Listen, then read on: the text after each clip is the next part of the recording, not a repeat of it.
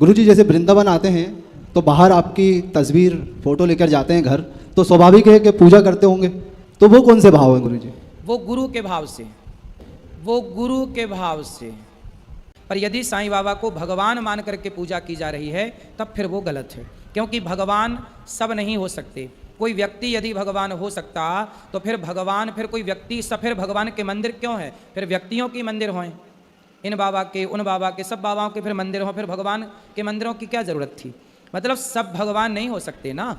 जिनके चरण लक्ष्मी जी दबाती हैं, हम लोग भगवान उन्हें मानते हैं। अब क्या साईं बाबा के पांव लक्ष्मी जी दबाएंगी? फिर तो भगवान की, जैसे आप बताओ, क्या कोई भी मर्द, कोई भी पुरुष आपका पति हो सकता है मैया? कितने पति हो सकते हैं कम से कम, या ज़्यादा से ज़्यादा? बोलो। एक पति एक है, दूसरे का कोई विकल्प, दूसरा कोई विकल्प? जैसे पति एक है, दो नहीं हो सकते पतिव्रता नारी के लिए, ऐसे भक्त के लिए भगवान एक है, दूसरा कोई भगवान नहीं हो सकता। एक भगवान, एको ब्रह्म द्वितीयो नास्ति। वह एक कौन? भगवान श्रीमन नारायण। भगवान नारायण ही एक परमात्मा है, जिनको राम कहते हैं, जिनको कृष्ण कहते हैं। गुरुजी जैसे वृंदावन आते हैं तो बाहर आपकी तस्वीर फोटो लेकर जाते हैं घर, तो स्वाभाविक है कि पूजा करते होंगे, तो वो कौन से भाव हैं गुरुजी? वो गुरु के भाव से। साईं बाबा भी गुरु ही है ना गुरु? हाँ, गुरु के भाव से यदि आप पूजें, संत के भाव से पूजें तो गलत नहीं है, पर भगवान सबको बना देना गलत है। भगवान केवल भगवान के जैसे केवल भगवान है, कोई दूसरा व्यक्ति कभी भगवान नहीं हो सकता। गुरु भगवान तक पहुंचाने का एक साधन है।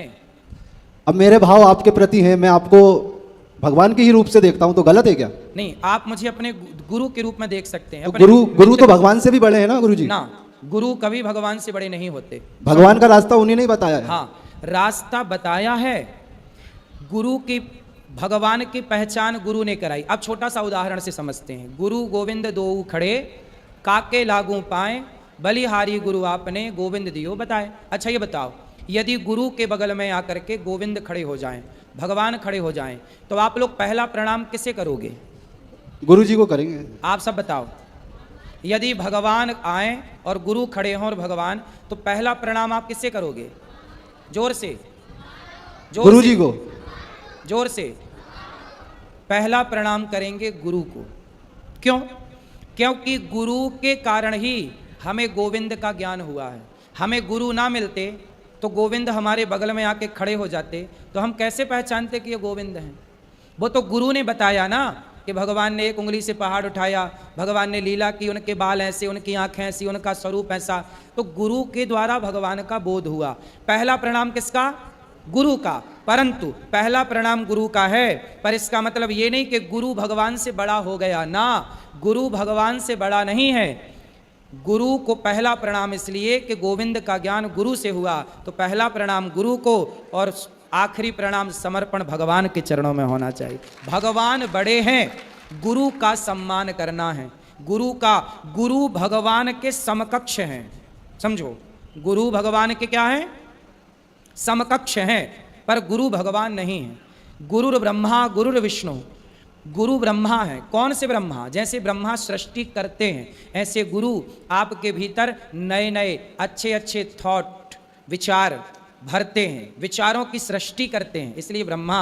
गुरुर विष्णु, जैसे विष्णु भगवान पालन करते हैं, ऐसे गुरु आपके अच्छे विचारों का पालन कथा सुना सुना के करते हैं कि वो अच्छे विचार बने रहें। और गुरुर्देवो महेश्वरा, जैसे भगवान शंकर संहार करते हैं, उसी तरह आपके हर गलत विचारों का संहार गुरु जी कर देते हैं। गलत थॉट समाप्त, गलत विचार खत्म, अच्छे विचारों को भर दिया। तो गुरु इस हिसाब से ब्रह्मा विष्णु महेश है। इसका मतलब ये नहीं कि गुरु ही ब्रह्मा है, गुरु ही विष्णु ना। ब्रह्मा विष्णु महेश कहने का तात्पर्य है कि ब्रह्मा विष्णु महेश, जो ब्रह्मा सृष्टि करते हैं, विष्णु पालन, शिव संहार करते हैं, उसी तरह गुरु आपके भीतर अच्छे विचारों को भरना, उनको पालना और गलत विचारों का संहार, इस भाव से ब्रह्मा विष्णु महेश कहा गया है। परंतु गुरु भगवान के समकक्ष है, पर गुरु भगवान नहीं है। यदि गुरु ही भगवान होता तो गुरु के मंदिर होते, फिर भगवान के मंदिर क्यों हैं? सवाल खड़ा हो गया ना। यदि गुरु ही भगवान होता तो फिर गुरुओं के मंदिर होते, भगवान के मंदिर क्यों हैं? इसका मतलब बेटा, गुरु अलग तत्व है, ईश्वर अलग तत्व है। ईश्वर गुरु भी क्या, मैं आपको क्या बता रहा हूं कि श्रीमन्नारायण जपो। हनुमान जी क्या है, जय जय जय हनुमान गोसाई कृपा करहूं गुरुदेव की नाई। हनुमान जी तो गुरु हैं, पर वो गुरु होकर भी राम के द्वार पर पड़े हैं। राम द्वारे तुम रखवारे होत न आज्ञा, छाती फाड़ते हैं हनुमान जी। कौन निकलता है, सीताराम। हनुमान जी सबके गुरु हैं, पर वो हनुमान राम को अपने हृदय में बसाते हैं। इसलिए राम भगवान तो साहब भगवान हैं। गुरु पूज्य तत्व है, गुरु का आदर करो, सत्कार को। मैं भी, मेरे भी गुरु जी, मैं उन्हें बहुत आदर करता हूँ, पलकों पर रखता हूँ। कभी मैंने अपने गुरु की आज्ञा का उल्लंघन नहीं किया। मैं गुरु बिन माला फेरते भाई, गुरु बिन देते दान, गुरु बिन दोनों निष्फल हैं, चाहे पूछो वेद पुराण। राम कृष्ण से कौन बड़ो, उन्हों भी गुरु कीन, तीन लोक के वे धनी ही गुरु आगे अधीन। परमात्मा हमारे को इसी उदाहरण से समझाते हैं जिससे हम समझ सकें। परमात्मा कबीर जी कहा करते कि तुम राम कृष्ण से तो बड़ा किसी ने मानते नहीं। और उन्हीं का उदाहरण ले लीजिए कि राम कृष्ण ने भी गुरु बनाए। जैसे श्री कृष्ण जी के एक तो संदीपनी जी गुरु थे।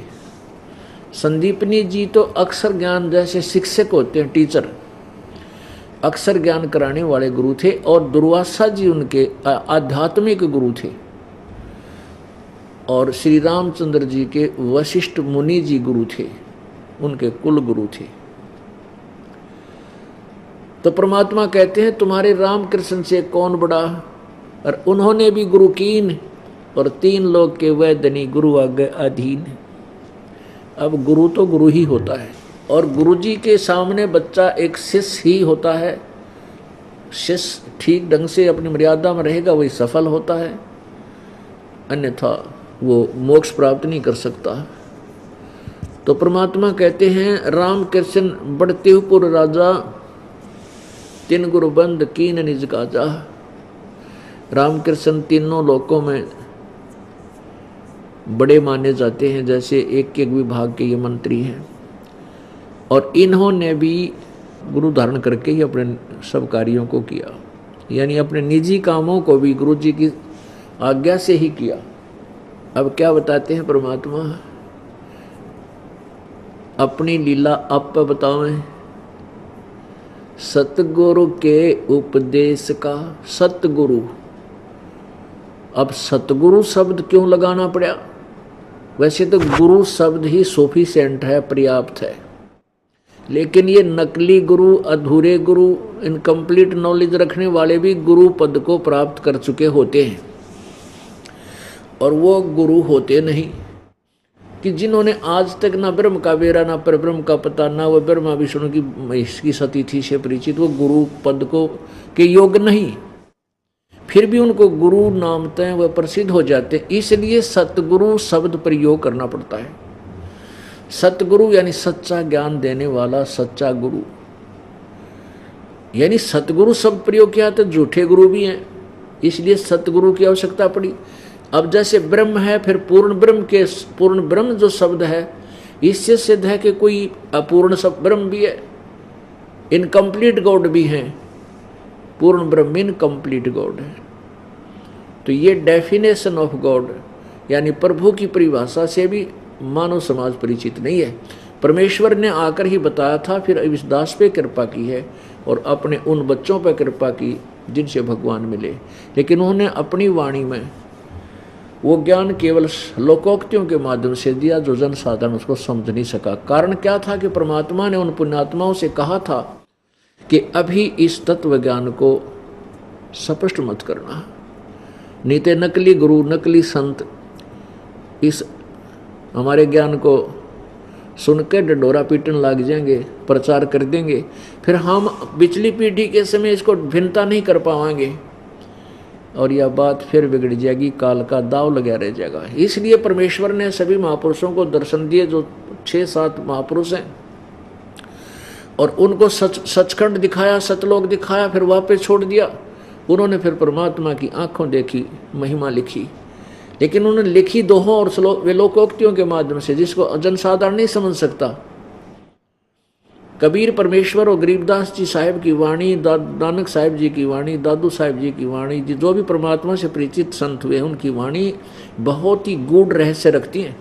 वेदों का ज्ञान भी उनके सामने फीका है, इतने गूढ़ रहस्य उन महापुरुषों की वाणी में है। और कबीर परमेश्वर जी की वाणी का तो कहना है क्या। तो उनको समझना जनसाधारण की बात नहीं, प्रभु कृपा बिना उसको नहीं समझा जा सकता। अब जैसे परमात्मा कबीर जी ने कबीर वाणी बोली, अपनी वाणी, तो कबीर पंथी नहीं समझ सके उनको, अभी तक ओआबाई बोलते हैं, वो नाम भी गलत देते हैं। तो पुण्यात्माओं कहते हैं सतगुर बिन काहू न पाया ज्ञाना, जो थो था बुस छड़े मूड किसाना। गुरु बिन वेद पढ़े जो प्राणी, समझे न सार रहे अज्ञानी। अब गुरु के बिना कोई वेद पढ़ा करते, वो वेदों को समझ नहीं सके, अज्ञानी रहे। अब कौन कौन अज्ञानी रहे? ब्रह्मा अज्ञानी रहा, विष्णु अज्ञानी रहा, शिव अज्ञानी रहा। अब पुण्यात्माओं, ये शब्द जो आज दास बोल रहा है, ये परमेश्वर कबीर जी की कृपा से और इस बिचली पीढ़ी पर रहम है कि आप शिक्षित हो और सदग्रंथ अनुवादित है हिंदी में, और ये दास आपको वो अंधे वाली लालटेन दिखा देता है ताकि मेरा सिर ना फोड़े कोई। अब जैसे आज से 100 वर्ष पहले ये शब्द दास बोल देता तो मेरे चीथड़े पाड़ लेते, सिर फोड़ देते। ये हिंदू धर्म के वो नकली गुरु मेरे पीछे लगा देते जनता ने, वो झूठा है, कपटी है, ब्रह्मा विष्णु महेश को अज्ञानी बोल रहा है। अज्ञानी का मतलब है अध्यात्म ज्ञानहीन। वैसे तो वो 3 लोक के मालिक हैं, बालक थोड़े ही हैं, लेकिन अध्यात्म ज्ञान से हीन है, इसलिए अज्ञानी बोला।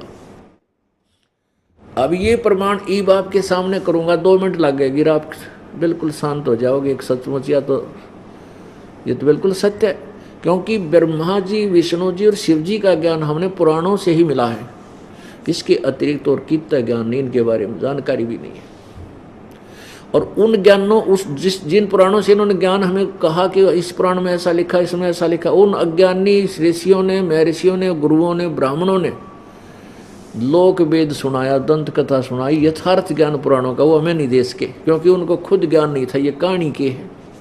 अब आपको दिखाते हैं कि विष्णु जी को भी ज्ञान नहीं और ब्रह्मा शिव जी को ज्ञान होगा कहाँ, क्योंकि ब्रह्मा से ज्ञान शुरू हुआ, ब्रह्मा को भी ज्ञान नहीं, तो ब्रह्मा से विष्णु और शिव ने ज्ञान प्राप्त किया।